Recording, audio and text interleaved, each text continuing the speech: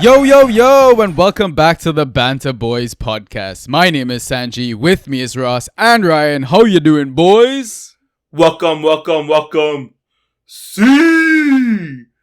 Welcome back to the Premier League, Cristiano Ronaldo. I am a Liverpool fan, but welcome back to the Premier League, man. As an athlete and as looking at it objectively, I'm so happy he's back. I can see him more regularly, rather than just the regular El Clasico or the Champions League game. I thought you were going to welcome Ryan back to the podcast. I thought that was for me. I know, right? No, welcome honestly, back, Ryan! Woo! thank you. No, yeah, it's been a crazy transfer window.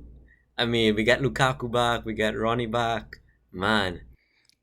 Oh man, you're naming my OFPL draft lineup minus Kane. Yeah. You know? Yeah. We got Kane back, at Spurs. He never left, bruh. He never left. Yeah, so happy Independence Day to Trinidad and Tobago. By the way, we're recording on Tuesday evening, August 31st. Would a Jamaican air horn be appropriate? Drop any sort of air horn. Yeah, drop it. Nice. Happy Independence Day, y'all. Are you doing anything to celebrate, Ryan? No, not really. A friend's birthday was today. He's a FIFA referee, yo. So Big up Caleb. yeah, we just had a few drinks. A little cake. Is he gonna referee any game soon? He's doing the Mexico-Panama game during the World Cup qualifier. During this international break, so yeah. Exciting. So if anyone is watching that game, watch out for Caleb Wales. All right? Yo. He's my Facebook friend and I've never met him in person. This is so cool. All right. Before we get started, let us plug ourselves, mention what socials we're on and how you can interact with us. Yeah, so you can message us on Twitter and Instagram. Our handles at BantahB. Catch us on Discord in the Draft PL channel, Bantah Boyz #6585. On Reddit in the Draft PL subreddit, u/Bantah_boys. You can listen to us on Spotify, Apple Podcasts, Google Podcasts, SoundCloud, and YouTube, all under the name of Bantah Boyz. So we're in the worst part of the season, an international break. Ugh. I'm not sure what to do with myself these days. I'm getting a bit of PTSD with when COVID first hit and we had no football at all. Yeah. And now the transfer window's actually closed. So who watches international games, especially international games during COVID, where there's such a challenge between clubs and country. You can't go for this club and you can't go for this country. Yeah. But you kind of have to keep track of how players are doing, right? Yeah. Especially now that players are going to red list countries like Emi Martinez, Emi Buendia. What are you going to do with assets like that, right? Unless you're like Debs and you have 10 keepers on your roster. Shout out to you, Debs. So just a quick layout of how we're going to do this episode. It's going to be a bit special.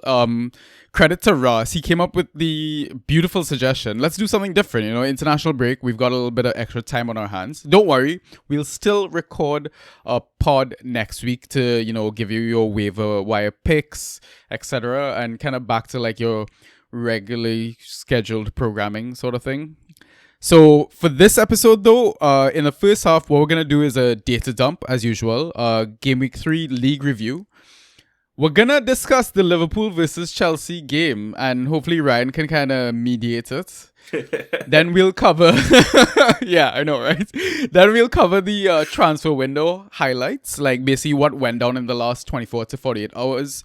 Just ones that, you might have missed. And in the second... We'll take a halftime pint. And then in the second half, what we'll do is predictions for the season, right? Your top 4, your flops, your golden boot, etc. And then we'll round things off with a pub quiz. Decided to give Ryo a second chance and save him from his default loss. yeah. I'm pumped. Is there anything you guys want to discuss before we get started? Any admin stuff? Any bullshit stuff, Cricket? Do you want to talk anything else? No? Should we get started? I'm ready to just jump right in. Yeah, let's jump right in. All right, all right. Ay, ay, ay, ay, ay. Fantasy with the Bantah Boyz. Let's jump into the data dump then. So we're looking at key passes. So the player that topped key passes for Game Week 3 is Jack Grealish of Man City. I mean, who would have thought, right? A 5-0 thumping of Arsenal.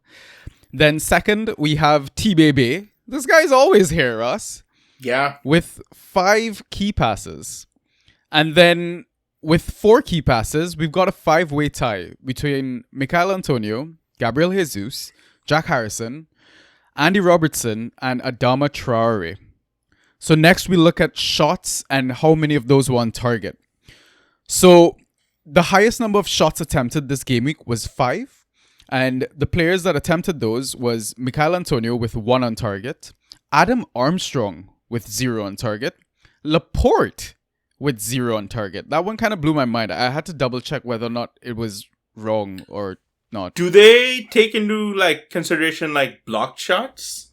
Yeah, that they would. I would think so. Yeah. Yeah, because I think there's many of those instances where you would just run up with the ball because there'd be no midfielder, right? Not because, A, because Xhaka went off, and A, also because it's Arsenal's midfield, so they're not going to have any midfielders Nice. who actually wanted to play. And then, sorry, Arsenal, it's too easy right now. Not sorry. But, he just ran up with the ball, so many instances and shoot the ball until, one of the defenders, blocked the shot or something, so. Sounds like Virgil van Dijk. Yeah. But we'll get to Virgil van Dijk scoring, bro. But continuing with the shots attempted to round off things, Trossard had 5 shots, 2 on target, and James Ward-Prowse as well had 5 shots, only 2 on target. And if we look at the second tier, with 4 shots attempted, Jimenez had 1 of those on target, Sterling had 2 of them on target, and Ferran Torres had 2 of them on target. Finally, we look at accurate crosses into the box, the highest number being 3, and there was a 3-way tie for that. Buendia, Soufal, and Jesus. And then the second tier was 2 accurate crosses into the box. We're looking at Max Aarons, El Ghazi, Gallagher from Crystal Palace, Pascal Gross, Nathan Redmond, Alan St. Maximin, and Mo Salah. All right. Yo, that one cross Salah had with the outside of his boot. Oh, yes. That was sick. Oh my god. Yeah, Salah's on some disgusting form this season, bro. Also, one other thing to note. Trent had 5 key passes and did not have that many accurate number of crosses. Yeah. Interesting, right? I mean, his first key pass was... I know we're going to get to that later on, but his first key pass should have been a goal, right? Yeah, or at least on target. So. Yeah. Okay, so let's do a quick recap of how our Game Week 3 went. Ryan, since you're new and haven't been, well, not new, but you haven't been on in a while, how's your league going? You're in the Bantah Boyz league, just the one league, right, on Fantrax? Just the one Fantrax league. Same one Ras is in. It's been good. I've had 2 wins, 1 loss so far in the 3 game weeks. I think overall, nobody has 3 losses, and only one manager has 3 wins. Shout out to Achim. I know, new boy in the league too, right? I know, right? Liverpool legend. Yeah. He's basically loaded Doing up. what you should be doing, Ross. Yeah, doing what I'd say I should be doing. Yeah. Yeah, he has 5 or 6 pool players. He's walking the walk. Pretty much. I just talk the Pretty talk. much. Yeah, exactly. We don't take our own advice, right? We know this already. But yeah, I think the league has been pretty competitive so far. No one has screamed ahead, no one's winning by 50, 60 points. And there's no one who's lost all 3 games. So I think it's pretty good so far. Where are you sitting in the standings right now? Sorry? I think I'm 4th, just behind Ras, actually. Okay. Yeah. And Ross, what were you going to say, sorry?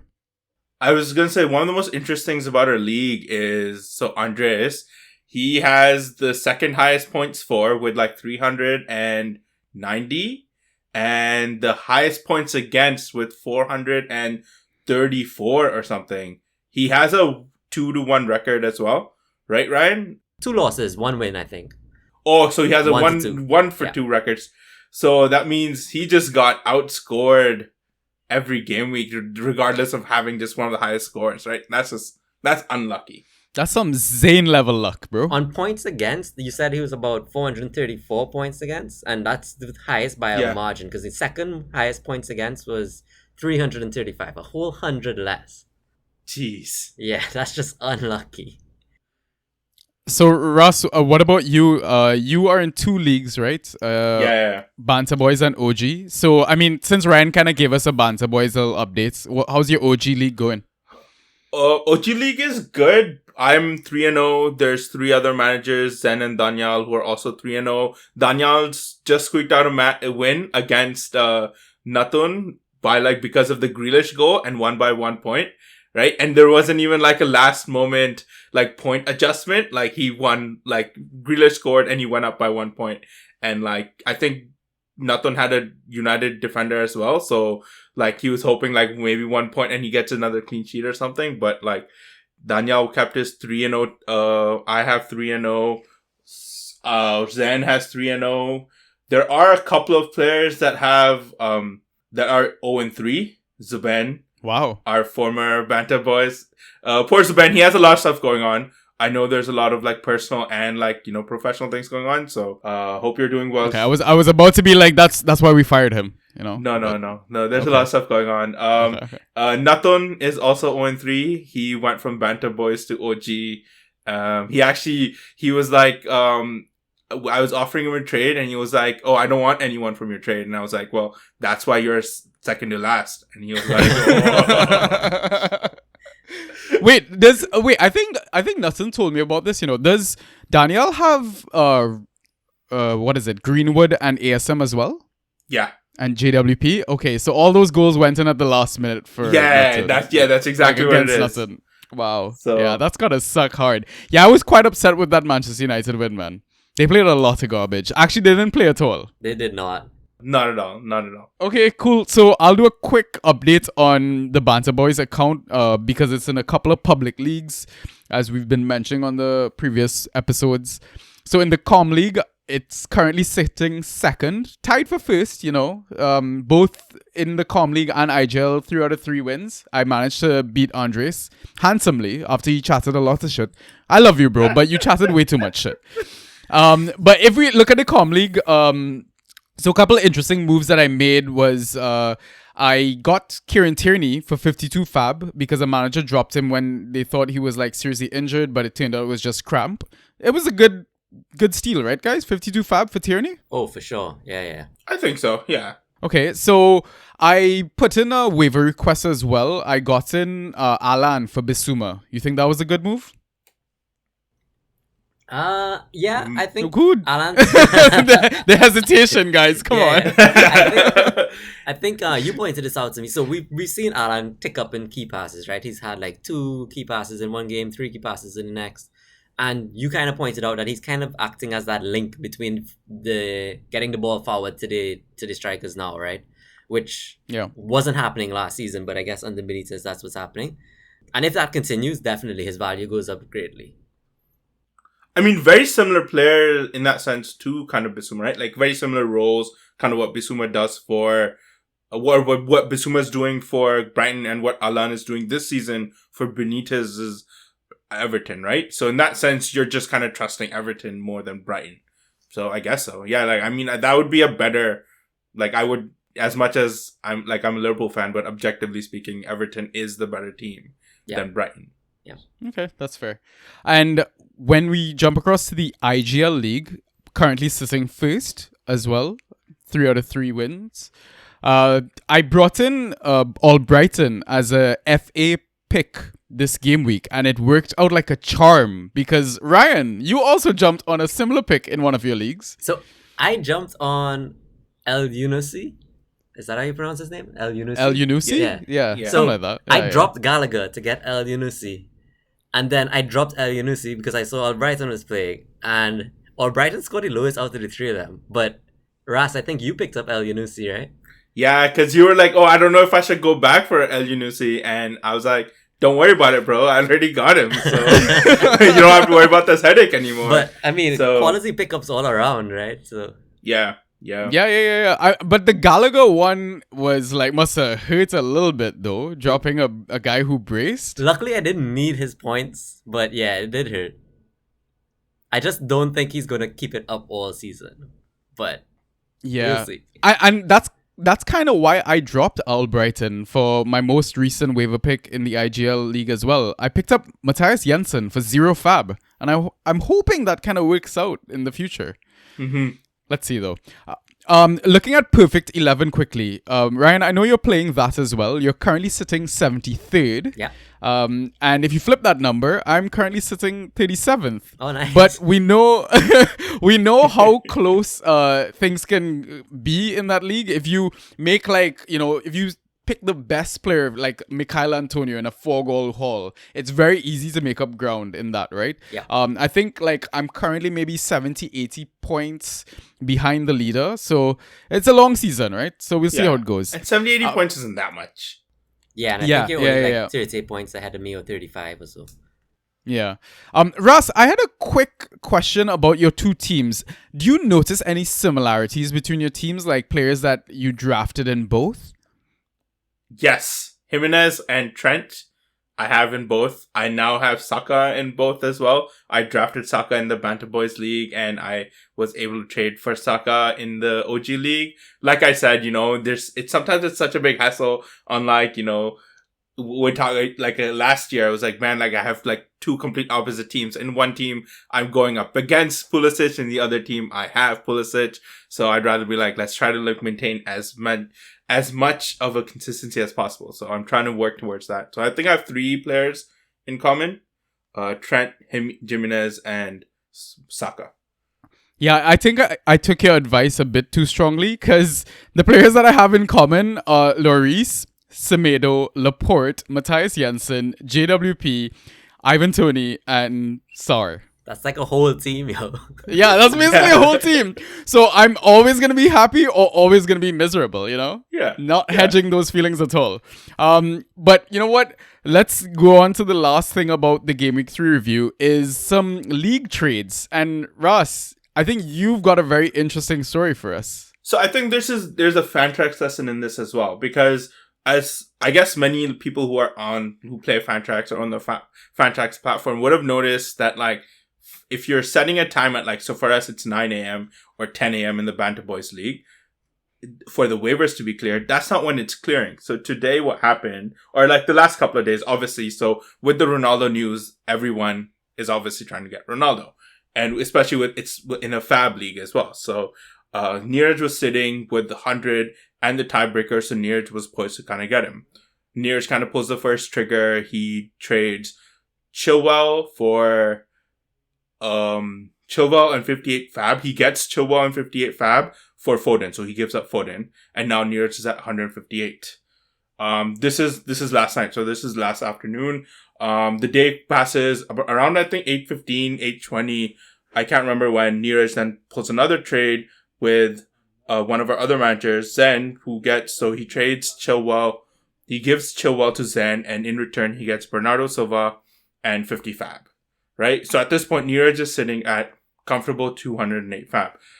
Rafe is kind of doing kind of his own things. He's kind of messaging me. He's kind of messaging my brother, and he's kind of negotiating kind of deals on his own. So first thing he does, or he's kind of doing these, I guess, simultaneously, but he trades Saka.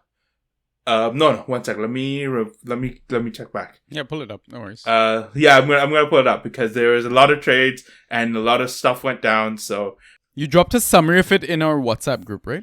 Yeah, I did. I'm just pulling that up. Okay, yeah, there we go. So Rafa then trades Azpilicueta for Doucouré and 50 fab with me. So I get Azpilicueta and he gets Doucouré and 50. He trades Gundogan for Dele Alli and 60. So he gets Dele Alli and 60 fab, and Rafa gives up Gundogan. So now Rafa is at 210, winning kind of that fab battle. Neeraj then immediately, this is just 2-3 minutes before kind of the waiver clears, right? So then Neeraj announces a trade where he gives up Rafinha for Harvey Barnes and 40 fab with nothing. And Rafa this would bring Neeraj to about 248. Mm-hmm. Rafa does the trade with me for Saka. So he gives me Saka and I give him Odegaard and 25 fab. And he trades with my elder brother, Rollby, for Hugo. He gives up Hugo and he gets Raya and 30 fab. So right now Rafa is at 270. Neeraj is at 200 or 275 and Neeraj is at 250. But here's the thing though. Because of how messed up the Fantrax platform is, you have to kind of click toggle trade to actually trade fab dollars, right? So me and my elder brother didn't set that and like did the trade but didn't send him the fab dollars, right? And we sent him like the fab dollars later on. The waivers had to be manually processed. So Neeraj actually kind of comes back after half an hour. Like we all kind of settle down. Rafi sets a bid for $250, gets Ronaldo, and like, you know, for that when afterwards Neeraj kind of comes back and goes like, hey, like this was super unfair. Like at 9:00 waiver should have processed and I had the most money then because we hadn't sent him the money and we hadn't realized that we hadn't sent the money. But we done the trades and the trades we have a rule in our group where we have to post the trade in our group before and then have a moment where anyone has any concerns and then like they are actually processed. So, but that was all done before 9, but we hadn't sent the fab money to him.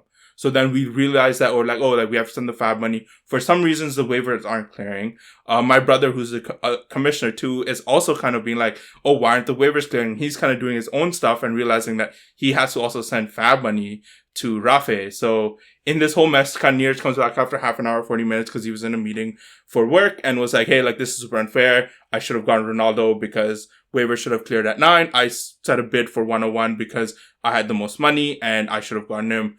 And then we were kind of like, you know, discussing / debating on like, well, it's not really Rafa's fault because Rafa would have had the most money and would have gone fab. All the trades were posted in the group and actually processed on Fantrax before 9. So it would have given him enough time to kind of set the bid for essentially more than Neeraj, right? So it's the Fantrax lesson here and a lot of stuff went down. Eventually Neeraj calmed down. At the moment, Neeraj was really upset. I think Zen calmed him down. To put, you know, Zen was the voice of reason in this case, GG Zen, and he kind of like calmed him down. He was like, hey, like, you know, like this was all of a board. It sucks. And it sucks. Anyone who would have lost Ronaldo in this case would have been really, really upset. And the Fantrax lesson here is that like, how much do you kind of like put these sort of things on like the faults of the platform versus the faults of the player? Because had Rafa received all the money in time, he would have won. He would have gone Ronaldo, right? But he didn't because there's this extra button that you have to click to get the money as well, which I was like, that's stupid, right? And like, our waiver time clears 9 a.m. Eastern in the morning, and it doesn't clear where my brother, who's the commissioner, is kind of set that in, so he's kind of like manually clearing the waivers as well. So for some reason, and I think it happened in our Bantah Boyz league as well, where like our waivers are supposed to clear at 10 and they don't clear at 10. They clear at like 10:15, right, Ryan? I think it was about 10:20 today. It was really late today. Yeah, really late. So like, you know, how much do you kind of put human error and would Rafa be kind of like, you know, take the brunt for Fantrax messing up? Or in this case, Neeraj kind of taking the brunt for Fantrax essentially messing up. Or Fantrax not being the most kind of intuitive. So kind of that's what happened, but all is settled. Neeraj says he's fine, and hopefully he actually is fine, right? At one point he was very upset where he was kind of say like he was leaving the league, but like he's calmed down. He's going to participate. He is our champion. He is our league leader, so it would be kind of upsetting if he kind of like, you know, left, right, essentially at the start of the season, but all is good. Rafa got Ronaldo for $250, gave up his second pick, which was Gundogan. So he gave up Saka, which was I think his 5th pick or 4th pick. And gave up Aspi, which was, I think, his 5th or 6th pick. Neeraj gave up his 2nd pick or 1st pick with Rafinha, and kind of gave up, like, Foden, which was injured, but, like, I think, like, he essentially got Foden for Bernardo Silva. So, but now Neeraj essentially has $240-ish to kind of, like, you know, has essentially first bids on, like, the first top 3 players that are going to come in, either now or either in the winter window, depending when he wants to spend it. Wow. So that was a big kind of mess in the morning. And this is right at 9 in the morning. Everyone is also up because everyone knows shit is going to go down as well. So they're like, oh, like what's happening? So like, you know, but things settle down and yeah, that's kind of what happened in our OG league. So I mean, I feel like Rafi just played the system like correctly. Like you just played the Fab War better in a sense. In a sense, like not on purpose, but like it kind of worked out for him in this sense, right? Yeah. Where the Yeah. waivers didn't actually clear at 9:00. And I mean, if he had the most money, assuming like he got all the money beforehand, like for sure, like you're gonna bid all of your money on Ronaldo. What was interesting about what you said though was Neeraj only ended up bidding 101. Is that because he thought Rafi only had 100 at that point? Exactly. Yeah, exactly. So even though Neeraj would have gone 248 at the end of the day, he saw that at like 859, whatever, Rafi only had $100. So he was like, why am I going to waste my money? I'm going to kind of like, only bid 101 and I'm not going to bid the rest of my $107, $108. What we're kind of doing for the next time is when there is such a high stakes situation like this is not rely on like Fantrax and set the kind of have like a 1 hour window before like the trade stops, right? So for example, if our deadline is 9 a.m. in the morning, at 8 a.m.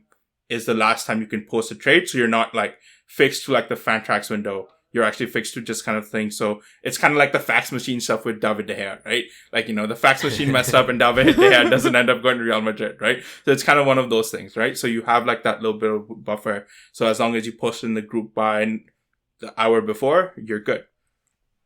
But I mean, in my head, like, why would you, if you collected all that money for Ronaldo, why not just throw all the money at it, right? I mean, even though Neeraj was still gonna lose, why still not throw out all 248? I don't know. It's like, yeah, it's just kind of one of those things, right? I guess Neeraj is kind of looking at it as like, Rafa doesn't have 101. Rafa only has $100. That's what Fab says. That's what it says. He's not going to rely on what's happening on the group or what the trades were actually supposed to be. So that's what he's kind of going on, right? So in that sense, it makes sense. Like, you know what? It's actually like, Neeraj did kind of get hard done in the sense that like he traded a bunch of his stuff to get Ronaldo and didn't end up getting Ronaldo. So, and in any case, whoever would have been the loser here would have been really kind of like disappointed and really kind of angry as like, oh my God, I really want Ronaldo and like you beat me to it and et cetera, right? So that's fair. It's just a matter of like who won and who lost in this scenario. So yeah. Raya, what are your thoughts on this situation? Yeah, the rules weren't put in place like this cutoff time wasn't there before, right? And had it been agreed upon beforehand, then there would be less debate around it.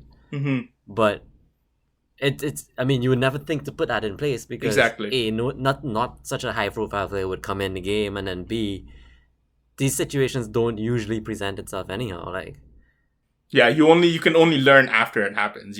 Exactly. Yeah. So I think the guy with the most money that was clearly stated above board trades, like he won, and that is fair. But yeah, you got to feel hard done for Neeraj. Yeah. So I guess kind of things to note for future seasons, right, listeners? Just to avoid this sort of drama for any future Fab War.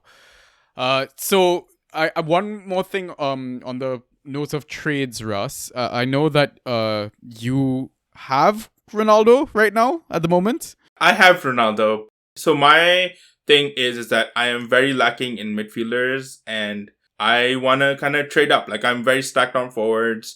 And I think I can... Why don't you list your forwards, actually, to kind of give listeners an idea? Bantah Boyz League, I have... Yeah. Let me kind of look up. Oh, God. I have to do this every time.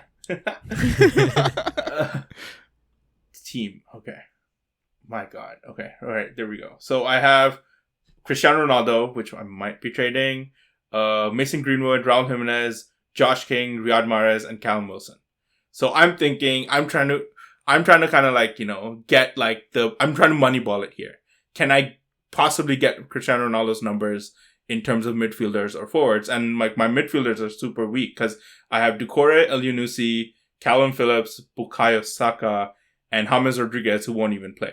So, and I have Christian Pulisic who's in my kind of injury reserve spot. So yeah, you badly need like a midfielder 1 or at least 2 because I wouldn't even rank any of those guys midfielder 2s. I don't know. Yeah, maybe like Bukayo Saka's maybe come closest, but he plays for Arsenal. Maybe Saka. But he plays for Arsenal. So So, but actually, it's good Ryan's here because I offered up the trade to the league, and Ryan's kind of giving me the best offer for like Rafinha and Shaw. So he's giving me Rafinha and Shaw, and I'm giving Ronaldo and Calvin Phillips. So I thought you were gonna get James, the wonder kid. James is what James? Like Dan James? No. We would have said Dan James. Oh. We'll get to the Dan James transfer, the ridiculous money. But yeah, so now that James is still at Everton, the transfer window is closed. How are you feeling about that? You still gonna hold on to him with the hope that he plays? Let's see what happens. Apparently, he removed Everton from his Instagram bio. Like, I don't think he's gonna play. I honestly don't think he's gonna play. If starting in 2 weeks he's not in that squad again, I'm gonna drop him. I'm gonna be like, I'm not gonna just like he's dead weight in my team. So. Yeah. So, are you potentially getting Ronaldo? Is it because you're lacking serious firepower in your forwards? Yeah, I do lack firepower in my forwards. I mean, I've gotten by so far because I have Benrahma, I have Danny Ings, and Ivan Toney.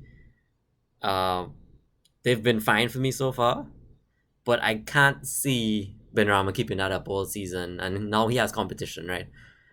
Yeah, with Nico Vlasic. Yep. And Toney hasn't been... I mean, he scored his goal. He's been getting decent goals points, but not hitting, like not firing as much as we thought he would. Mm-hmm. So I do think I need someone really solid in forwards. Yeah, that's fair. All right. Well, I hope those trades work out for you guys.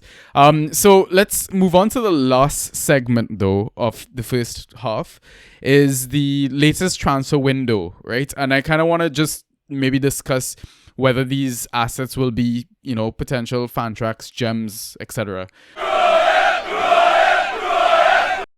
Ras, before I do open the segment, though, I wanted to mention the fact that you guys only signed one player in this transfer window. Is that like a record for like a top 4 team? Like, potentially, you never know. Since we won the Champions League, we have the second highest net spend or second lowest net spend. Only higher than Burnley. What are you guys saving up for? I don't know. And like the one guy that you guys signed, Konate, hasn't even featured in the Prem yet. So when is he gonna play? Hard to displace Van Dijk and Matip at the moment. So I think it's his depth. But like I think if you kind of build depth in the back line, you also kind of need to consider, and this is why I'm really disappointed, is why we didn't build depth in the forward spot, right? So right now we have Jota, Mane, and Salah kind of starting. Firmino is there and he's might be injured. We don't know for how long. And Minamino and Divock Origi. Like we saw Shaqiri, who would have been kind of our 5th, 6th one. And Divock Origi wasn't in the last matchday squad. So right now I guess it's only Minamino and Firmino as our kind of 2 backups, or our 4 and 5 at this point. And we know Salah and Mane are also going to be gone for about a month or so, and are going to miss I think 2 Premier League games and like a couple of cup games. Yeah, a couple of cup games as well. So that means I guess we are trusting Harvey Elliott to be that, that no one trusts Harvey Barnes right now, bro. Harvey Elliott to be the 3 or like the right winger, kind of take Salah's spot, right? So I don't know. Let's see what happens. Yeah, it's interesting as well. You guys, I think, gave Nat Phillips an extension 4 on years. his contract, and he's not even leaving, right? He's staying with the club. Yeah. So like, when is he even gonna play? So I assume he'll get cup games and stuff. Yeah. So he's there. We have like five defenders for 2 spots, right? But you know what? Like I messaged you, Klopp's plan. So I'm gonna be a little ridiculous right now, but Liverpool is in the group of death. When Milan pipped them for that 2nd spot or 1st spot, and they get knocked into Europa League, that's when Nat Phillips will play. Oh, this is perfect because Ryan is actually a Milan fan, Ross. Oh, nice. My elder brother, technically he's a Real Madrid fan, but he was like Real Madrid and Milan kind of at the same time. Right. But like Milan kind of dropped down hard, right? Yeah. Like, 2 finals in about 3 years. That's the only time Liverpool and Milan have played in the Champions League. Yep. That's crazy. It is. It is. that's insane. Like, two of the top three teams in number of trophies have only played each other in finals, with it being one apiece. Yeah. Shit. Yeah, it's a pretty crazy group. All right, let's move on to the next latest transfer. I mean, we talked Ronaldo already, so I don't know if we kind of want to dig deeper into that. We all expect him to like hit the ground running, right? Do you think though he could potentially rival for the Golden Boot? Ooh, that's a big. He always does. He does. He does always get up there. So I mean, he won Golden Boot at the Euros. Yeah. Right? And people are like worried about him being, 36 and really old and maybe he's going to get benched. But no way you bring Ronaldo into a club and bench him, right? It's Ronaldo. Not even Ole would do that, right? Yeah. Okay. So. All right, let's move on to some other players now. Mark Cucarella, new player at Brighton. I think he's going to be like one of the wing-back positions. There's a chance, maybe on the left-hand side. So... do you guys know anything about this player? Would you be looking to draft him in? Like, it's possible, like, competition for Solly March, right? Yeah, but Solly March is injured at the moment, right? Yeah. And like, Jakob Moder played there in the last game. Yeah. So he played the left wing back, So Cucarella is probably going to come straight into that starting lineup, right? Well, you don't trust Jakob Moder? I mean, I do, but I think he's more of a utility player. Like, he can play anywhere in that team, I think, right? And I guess same for Solly March too. Yeah, right? So, if you're going to get a player for that fee as well, and I think it's a fairly long contract, I would assume that he's going to be like a bit of a nail starter, but I guess you got to give a player, time to kind of settle in, etc., right? Mm-hmm. So, the next player, Maxwell Cornet, new player at Burnley. I think he was their record signing or something like that. New owners. Yeah. So again, do you know enough about this player that you're gonna go pick him up immediately, or you're gonna maybe wait and see sort of thing? He would be their, I guess, their fourth forward, right? Because they have Ashley Barnes, Chris Wood, Jay Rodriguez. I guess fifth forward because they still have Mattia Vidra. Yeah, Mattia Vidra. So these would be the fifth forward in this case. So again, I think you would assume that Chris Wood starts all of the games, right? Yeah, I think once he's fit, he should, Yeah, okay. All right. Next player, Saul Niguez at Chelsea. Loan deal. I will speak on this, I think. I assume he's just going to be backup, right? Possible rotation for like Kovacic and Kante. Because, I mean, we've kind of abused Kante the last couple of seasons and he keeps picking up these reoccurring injuries. So I think just to kind of battle on all fronts, that's kind of why Saul was brought in. I'm not sure I would consider him like a serious Fantrax asset. Like probably a wait and see sort of option. So we can move on. You guys want to say anything about Saul Niguez, by the way? Because Liverpool were also in for him at the start, at the window, right? They were in for every midfielder. But like from what I read, super versatile player, super young. He's only 26 years old. He's been like a solid feature for Diego Simeone's Atletico Madrid side. So he's super versatile in the sense like he can play anywhere in the midfield, can play in like the whole as like the CDM and can kind of play as like a false nine. Like, attacking midfielder as well. So yeah, that's my thing as well. He's so versatile. I mean, you don't need the attacking midfielder spots. You have so much depth there already. But I mean, Puli's forever injured sometimes. Like when you are competing at the level that Chelsea is now, it's just great to have that depth. And it was solid business again by Chelsea. Like, what is it, a 5 million loan? Yeah. Queen Marina. Oh, she just keeps killing it. Yeah. All right. Next couple of players, Will Hughes and Odson Edouard. New players at Crystal Palace. Are you guys interested in either one of these guys? Edouard is supposed to be like the Benteke Ayew replacement, right? Like, he's supposed to be like super quick. He's going to be great on like that counter-attacking, which like, bottom half teams usually kind of play by. So him and Wilfred Zaha in that kind of, if he starts and if he kind of takes Benteke's spot, would be really good. Is this the same Will Hughes that's transferred from Watford?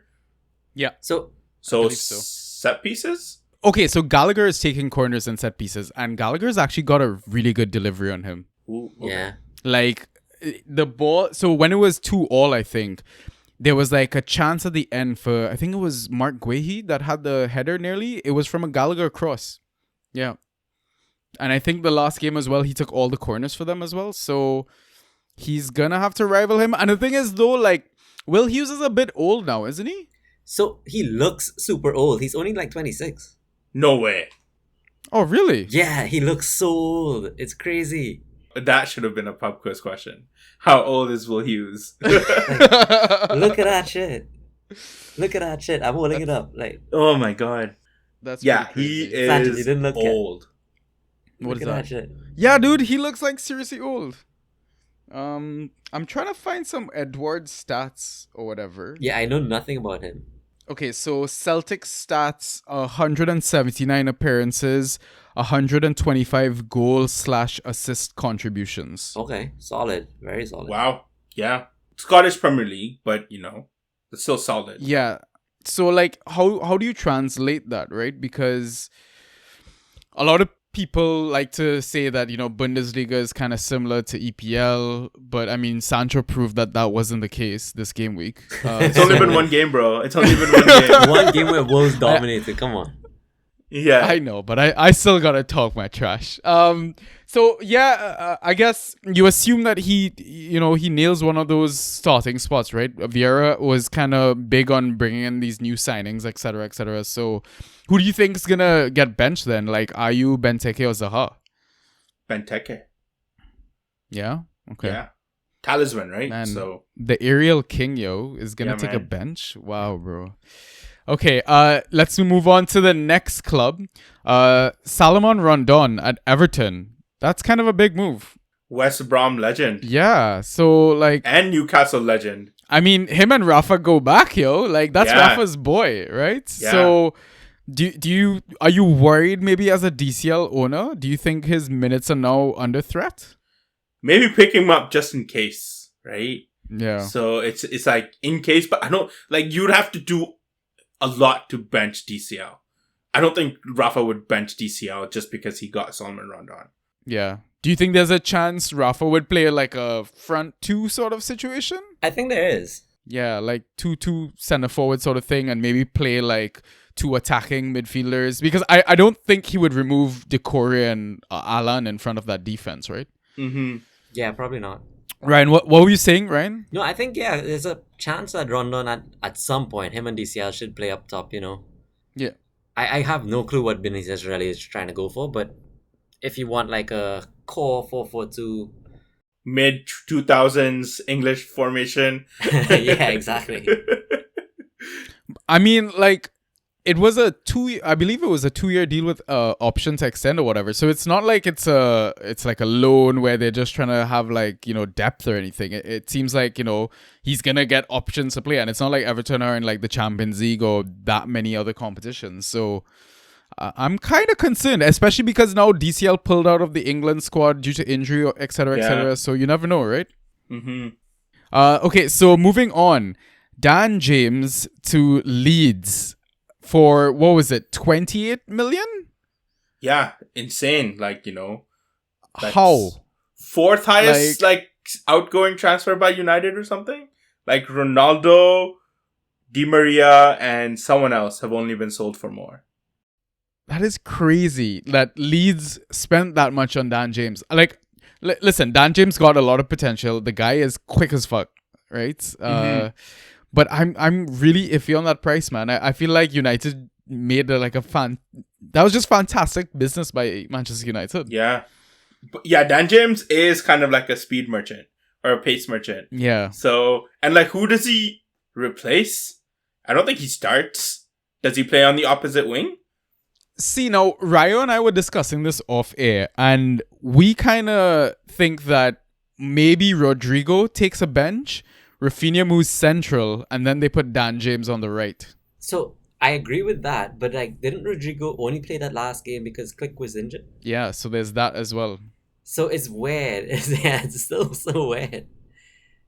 But then maybe Rafinha can kind of come through the middle then. Yeah, right? that's like what kind we of play were that cam. Yep. Yeah. So Because he's been drifting centrally a lot now, taking a lot more shots and stuff as well. So I mean, it's maybe a watch and see. I don't know. Are you guys gonna try and potentially waver in Dan James for this Thursday window? Andres has already picked him up. I am happy to wait and see. I think if he doesn't start for 3 weeks, no manager's really going to hold on to him. So Yeah. I suspect he'll end back up in the waiver pool. Yeah. Okay. All right. Let's move on. Ademola Lookman to Leicester. How are you guys feeling about this transfer, Ryan? I liked Lookman last year. I think it's a bit strange. I don't quite see the use for him at Leicester. I guess I'm assuming everyone stays fit, right? Like, if you can't fit Iheanacho in now, and he was like one of your best players at the end of last season, what do you need Lookman for? Yeah. Would you be worried as a Harvey Barnes owner, though? Because he went pretty early in drafts this season, I found. Barnes didn't do it against Norwich, and if you can't do it against Norwich, then yeah, I'll start to be worried. Yeah. Okay. Ross, you have anything to add to the Ademola Lookman? No, it's kind of like who he kind of comes in for, right? Or does he play, like, if he's specifically for the left wing? But I know Harvey Barnes can kind of play anywhere across that front three. So Yeah. it's kind of like, do you, like, still play him? Because they didn't get him for cheap either, right? I think it was a loan or something like that. Oh, right? is it a loan? Okay. I believe it's a loan, yeah. Okay, so moving on to Norwich's couple of transfers. Ozan Kabak and Brandon Williams. Are you guys interested in either one of these assets? Norwich? No. Yeah, it's Norwich, though. But, like, those are solid picks. Are you saying it's a solid pick because one of them used to be a Liverpool legend? I mean, I'm also saying Brandon Williams is a solid pick. So, and he's a United legend. So, Yeah. But at the same time, like, both of them have experience with a top 4 team, or even at least training and being in that top 4 system. So, like, I think they're solid kind of. So maybe it helps them defensively, but I still wouldn't touch any Norwich assets, man. No, yeah. Okay, let's move on. Another interesting transfer to Spurs, Emerson Royal from Barcelona, I believe a right back. So Tanganga potentially going to lose his spot. Yeah. Are you guys rushing in to get this guy? Doherty's not going to play? I don't know. Is he? That's Nuno's boy, yo. Yeah. Like the man has barely gotten a whiff of any sort of opportunity. Yeah, apparently they're still beefing because of how much Doherty pushed the move to, like, Spurs when Nuno was manager of Wolves. So Yeah. let's see kind of what happens. And Aurier left, right? Like, No, Aurier is still there, I think, isn't he? no, his contract was terminated. No, Aurier left. Yeah, they terminated his contract. Oh, damn. So I didn't quite get that at all, actually. Wow. I mean, listen, Aurier sucks at defending, but going forward, he was an amazing fan He is. Oh, yeah. He is. So thank you for your years of service, Yeah. Sage. If you listen to the podcast, we love you. Yeah. But Emerson Royal, are you going to potentially try and draft him? I think so. Yeah, I assume he's going to be ahead in that pecking order sort of thing, right? Because Tanganga doesn't strike me as a natural fullback or wingback or whatever. Wingback, right? yeah. Like, not attacking, right? Like, he's not going to be kind of like provide that, like, attacking with play, right? Tanganga is just like this, like, solid defensive option. So, Yeah. And I mean, the way Spurs has started the season, 3 clean sheets, I still think they were a bit lucky to get all 3 of those clean sheets, but you could tell that Nuno's kind of tightened Spurs up a bit, right? So, I mean, if you're not going to get attacking returns from Emerson Royal, maybe you'll get clean sheets, etc., like ghost points, Yeah. So the next player, Musa Sissoko, new player at Watford. He had his debut, I think, versus Spurs in Game Week 3. Put up a massive, 1.5 points or something like Something that? to that effect. classic Sissoko. Yeah. So, I guess neither one of you guys are interested in drafting him, right? Nope. Not really. All right, let's quickly move on then. To West Ham. A couple of new faces. Kurt Zuma, Nikola Vlasic, and Alex Kral. I'll start with you, Ross. Out of these 3, who's the one that you're excited to pick up first? Zuma. I don't know. Like, Zuma's just from a Cresswell or like Fornals kind of like set piece. I think Zuma would like kind of really kind of flourish in that. We know how well Craig Dawson does when he kind of gets that service, right? So kind of putting that same feature on, like, same ability around Zuma would, like, also do wonders for him. He's got a towering header. Yeah, he definitely scored a lot of goals for us from set pieces, etc. Ryan, what about you? Are you interested maybe in Nikola Vlasic, or do you think maybe he's more there for the Europa league that they have? Yeah, I guess it's a wait and see for me, but I am somewhat keen on Vlasic from what I know of him. I mean, I think he did pretty decent at... It's Moscow he came from? CSK? Yeah, CSK Moscow. Yeah, CSK. I think he did all right for them. I think, if he can get that, like, Lingard type role and they kind of rotate Benrahma and him, he can put up some decent value, maybe. So before we move on to the last player, it's interesting that you mention Messi Lingard. Yes, I called him Messi Lingard. What happens to him as an asset now? Because there were so many rumors flying around Jesse moving to West Ham. He'd have potentially been a gem again, but now he's staying at Manchester United. Do you think he's dead as an option now that Cristiano Ronaldo has come in? Mason Greenwood is like firing on all cylinders. Yes. And Rashford is back in training as well, right? Following his surgery. He is droppable. Yeah. His only value before was that he might get transferred, right? Now, if that value is gone, you kind of wait till January and see what happens. Agreed. If you want to hold till January, that's up to you, but I wouldn't. Neither would I, yeah. Okay, cool. Then let's move on to our last player, Hee Chan Huang.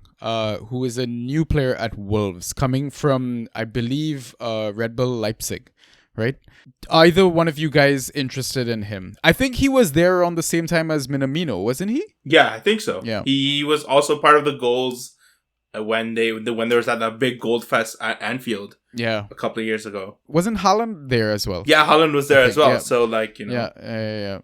So, I mean, he goal scoring is not new to him, right? So, do you think it's a bit of a wait and see, though? Because the likes of Podence is back fit as well to kind of rival Trincao and Adama Traore for those wing spots to Raul Jimenez. Yeah, so it's like a kind of depth position at this point, right? Because I guess Nato is injured and you're kind of doing pretty well, but you're still not getting the goals, right? They've had, 3 consecutive 1-0s where they've played fantastic football and not gotten anything, right? Yeah. It might be kind of one of those things where, probably like, lights of fire under Trincao. Right. Like, why aren't you scoring? Yeah. Yeah, it's crazy. If you look at like the XG data, I believe they currently have an XG accumulated of 5.4 with 0 goals scored, which is crazy, right? Yeah. Okay. And yeah, that's pretty much what we kind of wanted to discuss in the first half. I think now's the perfect time to take our halftime pint. Guys, go grab beers, water, whatever you need to do. Go even take a piss, We'll see you back after the break.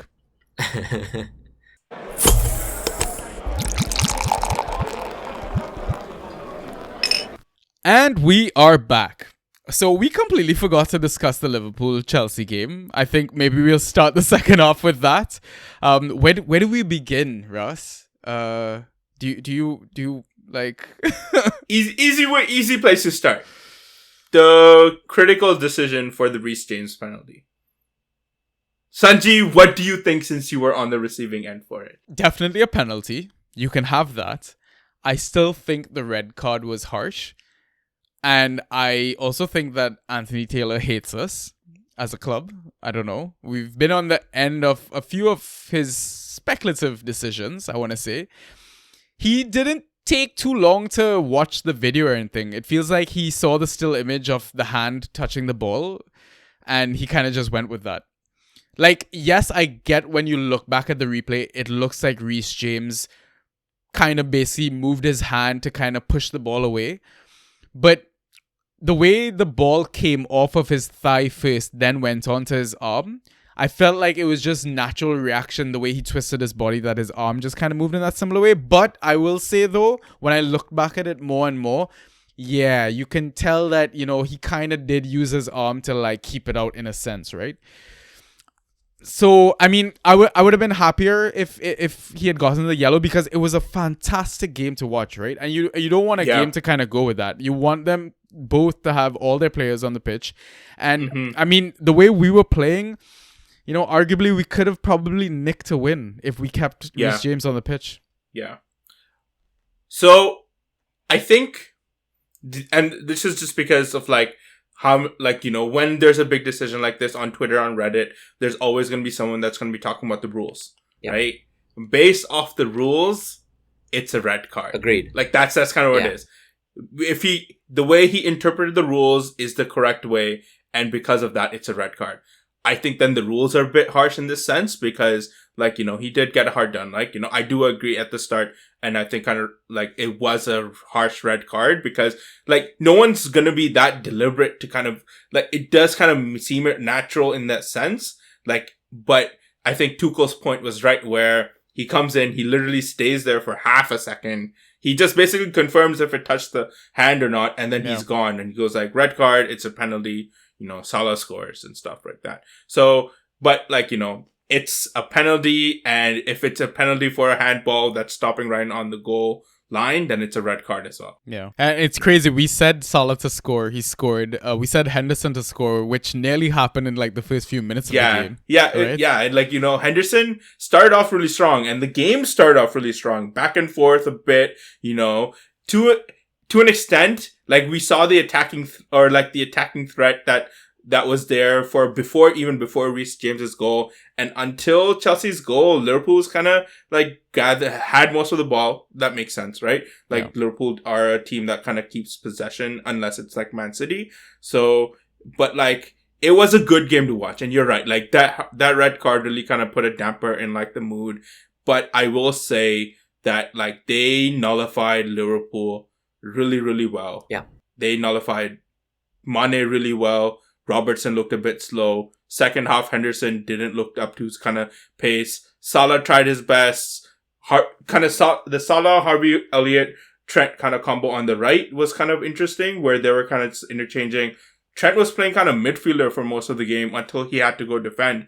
And even then, it would just be like he'd run back and then just go back in the midfield. And like Harvey Elliott was essentially playing kind of right wing, that position that Trent kind of holds, right? Firmino got injured, and I feel like once this game in the second half was like begging for Firmino to play, right? He would have been able to kind of like find space for Mane and Salah to kind of, that's kind of what happened last season, right? Where we went up against Chelsea, Rudiger got the red card, you were a man down, and kind of, it was that link-up play that kind of Firmino provided that kind of like, you know, was essentially the first nail in the coffin, and then the Kepa mistake. But Mendy's not going to make those mistakes. Yeah. Some like standout players from Liverpool for me, TA and Salah look amazing. Like Trent's crosses you think they can't get better, and they just get better.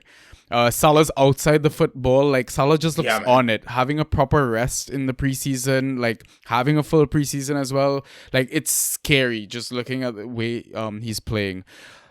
Virgil van Dijk, Rolls-Royce defender. Like watching his chemistry with Matip just makes me want to just play as a defender. Like anytime I play pickup game sort of thing, right? If there are any young players that wants to look at like the art of defending, just watch Virgil van Dijk defend. It is beautiful. Like, it's like, and like his ability to kind of like control the ball so well, where he'll just like, okay, cool. There will be moments where like he'll kind of like, you know, mess up, or he'll kind of like fall and stuff. There was that moment where kind of like Lukaku kind of like struck him off and he kind of fell, right? But at the same time, you're just like, for the most of it, yeah, okay, they were going up against 10 men and like Chelsea weren't really attacking, but he still had like, you know, he exudes kind of confidence, like, you know, and that's something that we kind of dearly missed in like those last moments where like, you know, you want to hold on for 1-0 and Van Dijk's the calming presence that you require in your defense. Yeah, so. It doesn't panic at all. And highlights from like the Chelsea performance, we look absolutely deadly on the counter, and we haven't even gelled properly yet, which is a really, really good sign. In terms of how we kind of filled in for each other like a system, like a defensive unit. Like everyone knows their roles. Everyone does their job perfectly as well. Like it seemed like there was no sort of worry that we were gonna concede. Like being able to kind of constrict Liverpool to just taking shots from outside the box, I thought was really impressive, especially after going down to 10 men, right? I was gonna say, I think Reece definitely knew he had to play a second goalkeeper. Sorry. No, but yeah, your points on Well done. your points on the limiting them to shots from outside the box, because like I distinctly remember Matip and Virg taking some shots, and I mean, yeah, Virgil is definitely hungry for that goal. Like, he wants it badly, but a shot from outside the box, yes, you have a beast of a foot, but like that's not gonna cut it. Yeah. And like it came really close. Fabinho came really close. Robertson came really close, right? But all of them were outside the box. I think there was even before that half, before the red card, there was like only like Liverpool's front three had 0 touches in the box in the first half hour or in the first 20 minutes. Seriously? So even it was something like that. So even before they got the red card, Chelsea looked defensively, like, you know, like Mourinho's Chelsea defense, right? John Terry and Carvalho and, like, you know, I'm forgetting all your other defenders. Ashley Cole, you know, yeah, exactly, right. So Paulo Ferreira, they look, you know, Paulo Ferreira, yeah, you know. So 2 more questions on the game. Ross, do you think Kai Havertz meant the finish from the header? Yes. Okay. I honestly think he did. I think he saw that Alisson was off his line and he wouldn't expect it. I think Kai Havertz has a bit of an IQ to that game. Right. If anything, I think he was just trying to get it towards the net. Yeah. Right? So even if he wasn't trying to score, he was getting the ball to the net. Yeah. And like someone would have like kind of tapped it in. So that's kind of that IQ right there. Yeah.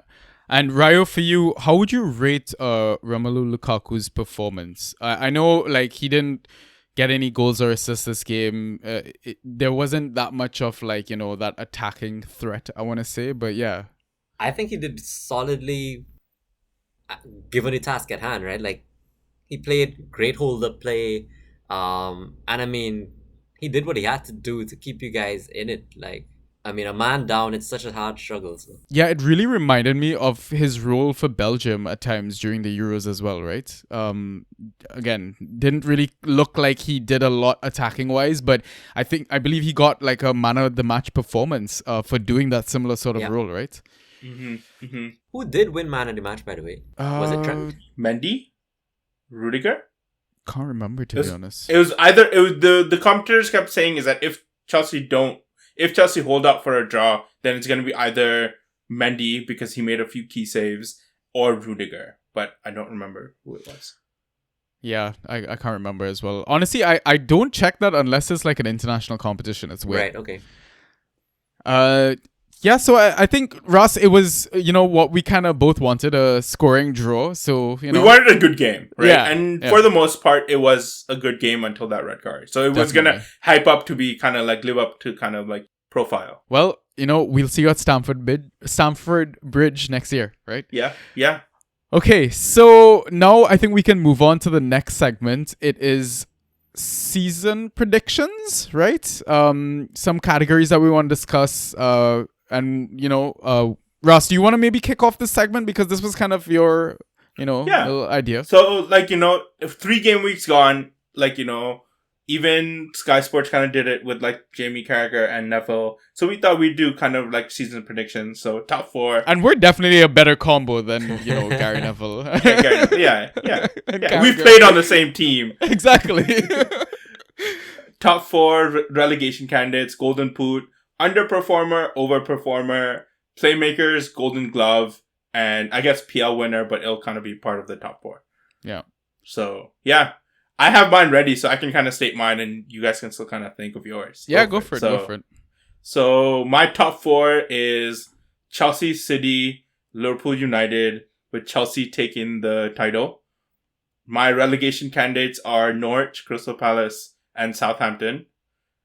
Golden Boot is Salah. underperformer is United, and here's my reason why. And Gary Neville said the same thing, and I absolutely agree with him. United should be pushing for a title. Mhm. And the fact that I don't think they will is an underperformance for what that team kind of holds. Interesting. So they cried for a right winger for the longest time. They got a right winger. And now apparently it's a CDM that's an issue. Yeah, okay, all teams do well with the CDM. But like now CDM is an issue, and now they don't have a CDM. They got Varane. They got Ronaldo. If this team doesn't challenge for the title or come close to it, I think it's going to be an underperformance. Overperformer is Watford. I think they're a soft spot for my heart, you know, Sanji and you know Ryan. But Yeah. I think Watford are going to be overperformers compared to kind of what their season had before they got or the season they got relegated in.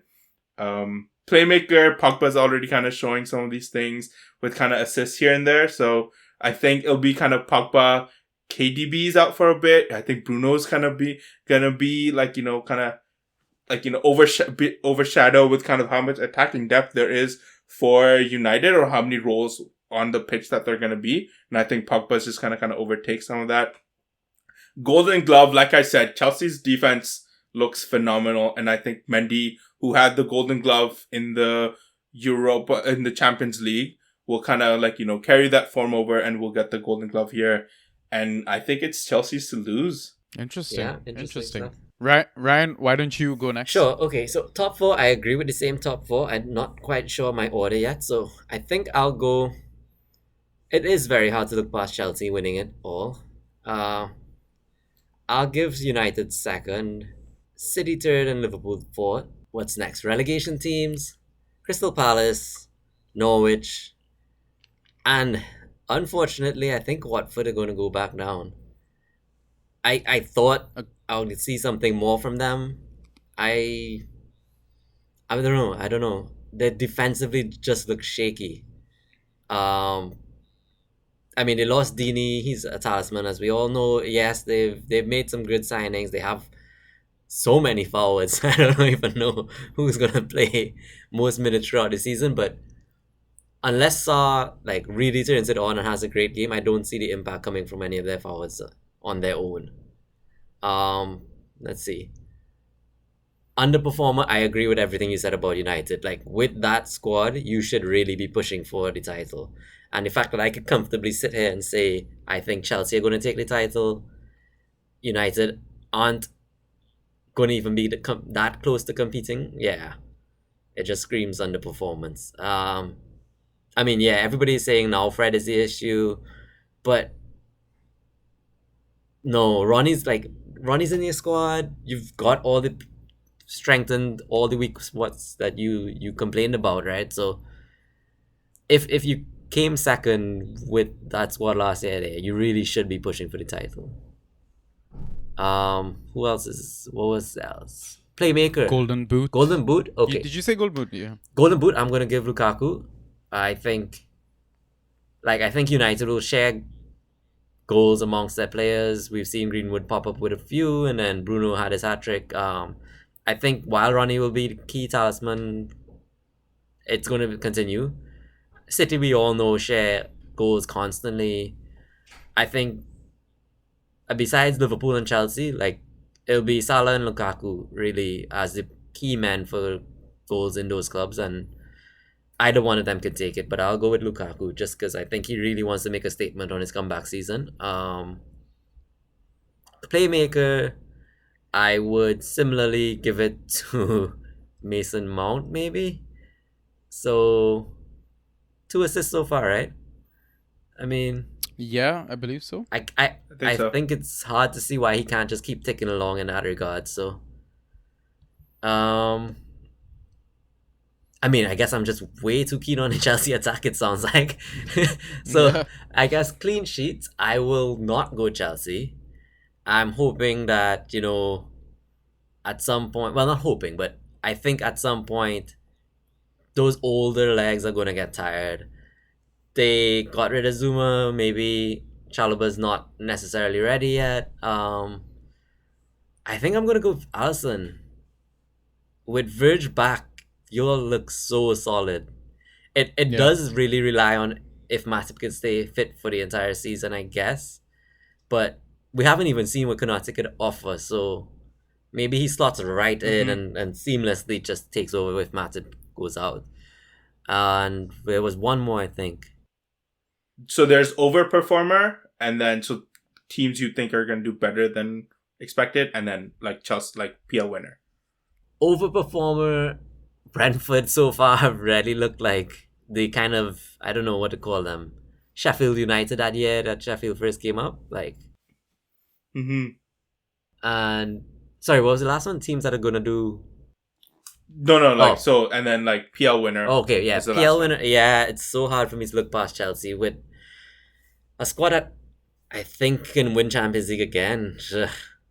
I mean, if PSG don't win Champions League, though, that is going to be criminal, but like, yeah. They've got 2 full starting 11s. 2 full strong starting 11s. So. Okay, over to you, Sanji, your turn. All right, so I'm going to rock the boat badly and be contentious as fuck. So, top 4. I won't be too crazy though. Like, I'll still try to make sure it sounds sensible. Top 4 years, like you guys mentioned, in no particular order: Manchester City, Manchester United, Liverpool, and Chelsea. I said no particular order. Okay. We're looking at relegation candidates. I can't look past Norwich for sure. Crystal Palace, Ross, we keep saying they're going to get relegated. I don't know if this is finally going to be the season. And yeah, I'm going to have to say Watford as well with Ryan.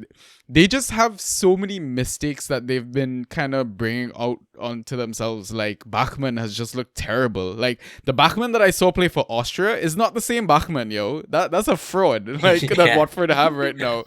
Like, they just keep like having weird mistakes, giving the ball to the opposition in like the worst places possible. So it's a little worrying. The next category, Golden Boot. I'm gonna give it to Cristiano Ronaldo. Like, he won the Golden Boot at the Euros. I know you say Big Rom, won the title with Inter Milan, but let's not forget Ronaldo outscored him, right? Ronaldo had 29 goals last season. Yeah. Lukaku only had 24 goals. I mean, yes, Chelsea, with all the, chances that they were creating and had no one to finish it, Big Rom is definitely worth a shout. But man, Cristiano Ronaldo is a GOAT. Like, you cannot not suggest him, sort of thing, right? So yeah, next category, underperformer.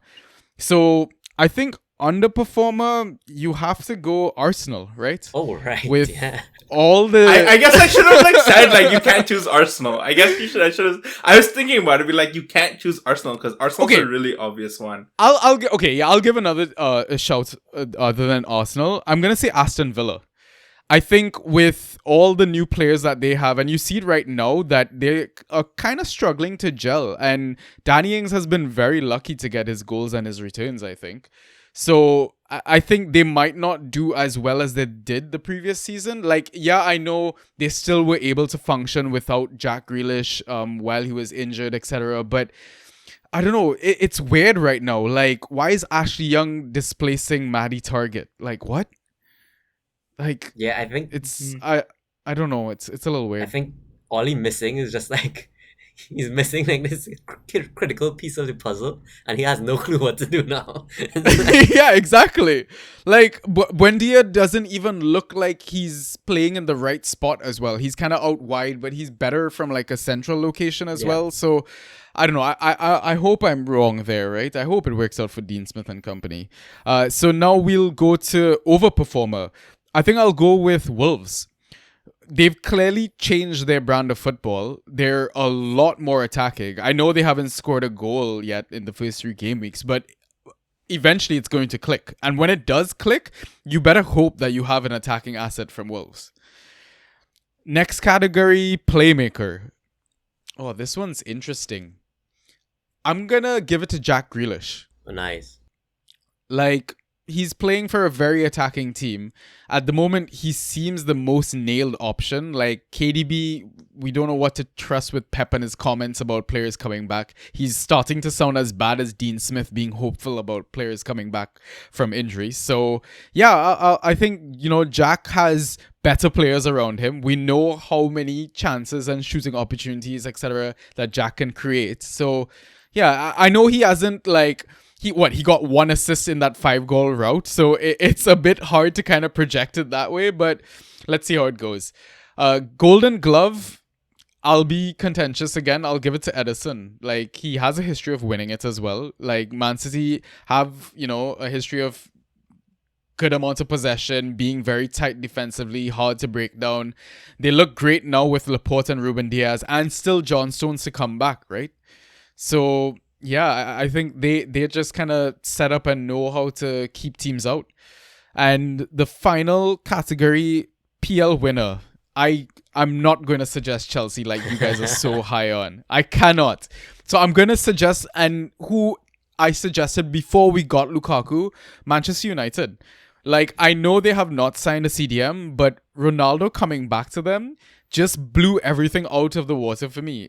And they have another world-class centre-back in Varane who got a taste of how shitty it can be to defend with Harry Maguire versus Wolves. I mean, listen, Varane showed his class in that game. He was always in the right place at the right time. And even on the counters, he never rushed in. He kind of just guided the attack back. And yeah, I think United have just made some amazing signings, right? I mean, yes, I know I was harping on Sancho, but I mean, eventually he's going to find some form. Eventually, he will settle in. And with Rashford to come back as well, who's potentially finally going to be, fully fit with all those niggling injuries being taken care of, it's hard to see United not challenging for that title. So yeah, those are my sort of suggestions for the categories. I don't think I forgot anything. No, I think that was it. We should write these down and come back. This is actually really Gaming interesting. 38. Yeah, for sure, we should. Okay, so now I think we can move on to the final segment, right? Yeah, the pub quiz. The pub quiz. So, Ryan, you get to redeem yourself. Yeah. Wait, so hold on. I won the first one. And is this just the second one that we've done in total? No. Yeah, wait, I think you guys have. No, you we guys did have 2. Yeah, Ryan has Ryan won. beat me and you beat me. Okay. So it makes sense that I am now the game master. Can't win a game. I'll just kind of conduct a game. So yeah.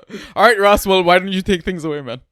So today, when I kind of pulled up the Fantrax page, it had an interesting poll. It goes, "What are you looking forward in your defense or in your Fantrax team?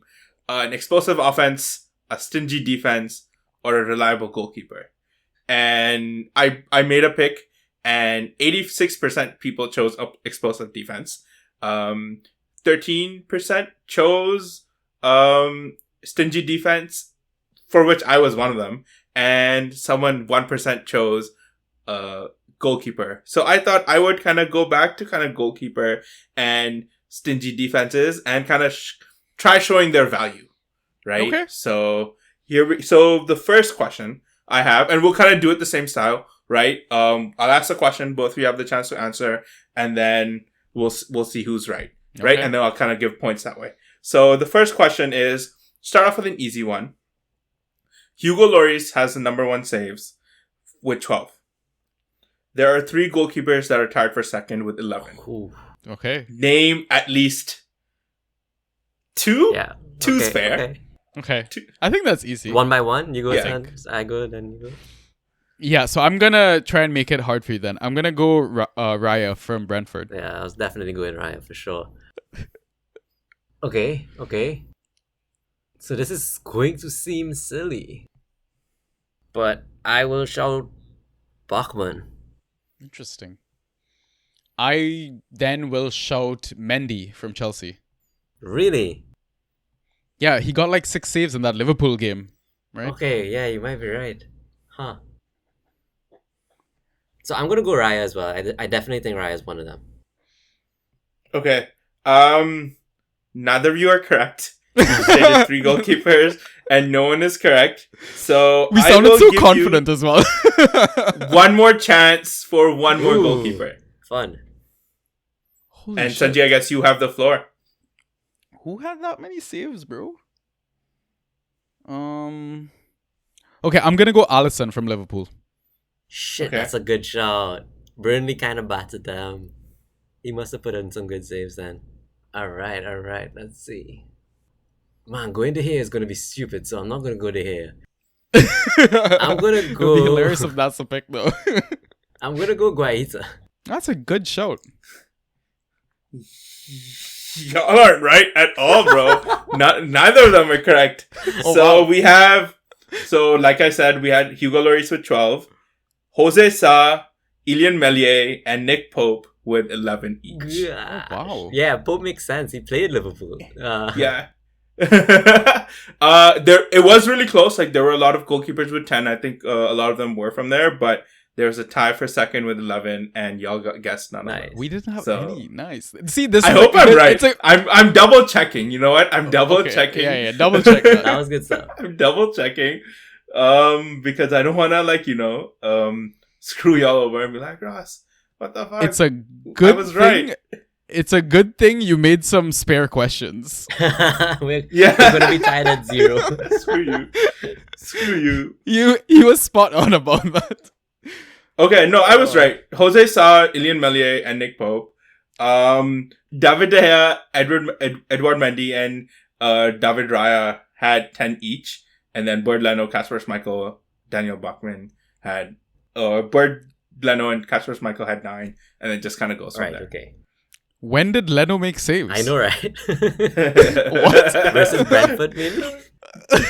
Maybe. Okay, in my defense, you know of my hatred of drafting goalkeepers, so I was Yeah. always going to struggle with this question. Yeah, you know? This Yeah. is hard. Okay, and Jose Sa is free in one of our He leagues. is, yeah. So if you're looking for a goalkeeper in the Bantah Boyz league, he's free. All right, so this one's more specific, and I feel like it's appropriate because this is a new category in the goalkeeper thing. Is high claim saves? I think that's what HCS stands for, Yeah. right? Nice. Okay. Nice. There's 2 goalkeepers with the most I gotta go first. tied for first. I'll name the same thing you name, so go ahead. No. Oh, actually, no. Actually, so there's 2 goalkeepers. One's first and one's second, and there's kind of a significant difference between them and third. So name one of them. Okay, I gotta go first. Yeah, go. Sanchez. Yeah, I'm gonna name Sanchez as well, because we discussed this the other day. Okay, all right, yeah. So Robert Sanchez had 8. The other goalkeeper was Alex McCarthy with 7. I think it's 0.25 for each of these high claim saves, right? No, it's a No, full it's point. like 1 It's a full point. Yeah, it's Oh, a it's full 1 point. point. It's a full point. Holy. I Okay, think so that's an 8 extra points and 7 extra points for Robert Sanchez and Alex McCarthy. So yeah. Ryan remembers because he was facing Sanchez as one of his matchups. Yeah. And wondering why was he getting so many points. He had like 4 high claims in that game He or did something. I last think. game, yeah. Yeah. Yeah. Okay. So that was goalkeepers. The rest of my questions are defenders because I do love a stingy defense, but I'm kind of mixing it up a bit. So usually fullbacks are your main attacking threat, and that's where you're getting most of your key passes from. But we have one center back who is in the top 10 of key passes. Who is it? Nice. Sanjay up. Damn, I just remembered I have to go first. Oh, this sucks. Who had the most key passes as a centre back, bro? What the hell? Yeah, this is interesting. This is hard. This is what? Who had? Because I remember looking at key passes and stuff, but I, like you said, I just looked at the fullbacks. Wow. Okay. Yeah, I'm just gonna go wild. Virgil van Dijk. Ryan. I feel I'm also going to be wrong, but my guess is going to be... I'm kind of playing the numbers. Wolves have been dart attacking. I'm just going to throw out a Wolves name. Killerman.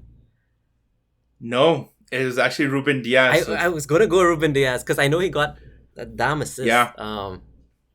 Yeah, okay. I was gonna be like, who has the most? But I'm like, no, let's make it interesting. So on the flip side, center backs are usually known for their aerial duels. But there's one fullback in the top 10 in the rain running for most aerial duels. Who is it? Ryan. Oh, man. Yeah, Ryan too. Define fullback in a back three. Fullback slash wingback. Okay. Fine. Damn, this is hard. Oh man, this is gonna sound so bad then. Why am I gonna shout Cancelo? Okay. I'll go Reguilon.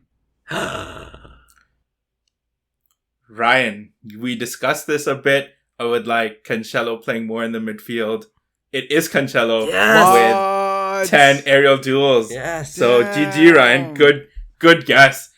He is a tall ass fullback, man, and he's coming into the midfield. So that's kind of like, you know, if you look at it from like, you know, goal kicks coming in and like kind of free kicks coming in from offsides and stuff, Cancelo is usually kind of in the mix trying to win those balls. Yeah. Usually, so. Why did I mention the heat map before we started recording? Reguilon's is great. All right. Shot, though. He has so many ghost points Yeah. right now. Yeah, exactly. Yeah. All right. Okay. So, last question. This one's an interesting one. So wait, is it right now 2-1 then to Ryan? It is 2-1 for Ryan. Okay. So, next one's an interesting one. For COSs, so like successful take-ons, right? Dribbles. The top 2 players are from the same team and they have the same number of COSs. Which team? Oh, what? Who's going first? You are. So Adama Traore. No, it's No, defenders. No. Sorry, these defenders. Oh, defenders. Defenders. Wow. All right, you know what? Let's just go random as hell. Let's go West Ham. Soufal and Cresswell. Oh, that's actually a shout. I am going to go even more random. I'm going to go with the worst defense in the league. Norwich, yo. Who's that with Aarons and now whoever Brandon the fuck Williams? decided Aarons. So, granted, there's only been 3 game weeks, Yeah. right? So Yeah. I will kind of grant that. But it is Norwich. With Max Yes. Aarons and What? Dimitris Giannoulis with 6 dribbles each. That is crazy. Nice. That means I don't have to use my backup question. I didn't have to create one and we just kind of... So, congratulations, Ryan. You have redeemed your default loss Nice. against Sanji. It doesn't count. I lost 3-1. What was I the, know. What was the the extra question? Yeah. Okay, the extra question was ball recoveries. And then I was just going to ask for top 3. Ooh. Or like, it's- there's top 3, and then like just kind of guess like 2 out of 3. Ooh. So it's not a default stat, so like not a lot of people would see it, but I'm curious to kind of know what it is. So wait, give Ryan, a guess. Yeah, let's do a guess. Yeah. I'll say Verge. Oh, that's a nice shout. Yeah. I will go Christensen, Okay. And I guess I'll go Aspi.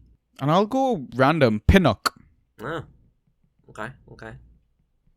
Yeah, I guess. VVD is top of the list with 27.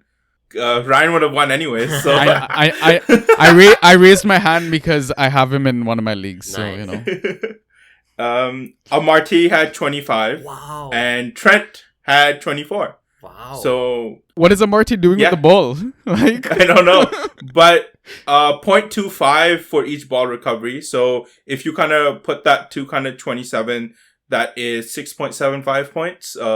For Virgil van Dijk, 6.25 for Amarty and Trent with 6 extra points overall total in the 3 game weeks. So I saw a tweet. I think it's from Fantrax Fox. He's one of the accounts in the draft community. He was mentioning how he thinks that ball recovery should be a default category. What do you guys think? I think so. It definitely influences the game if you kind of look at it from that sense, Yeah. right?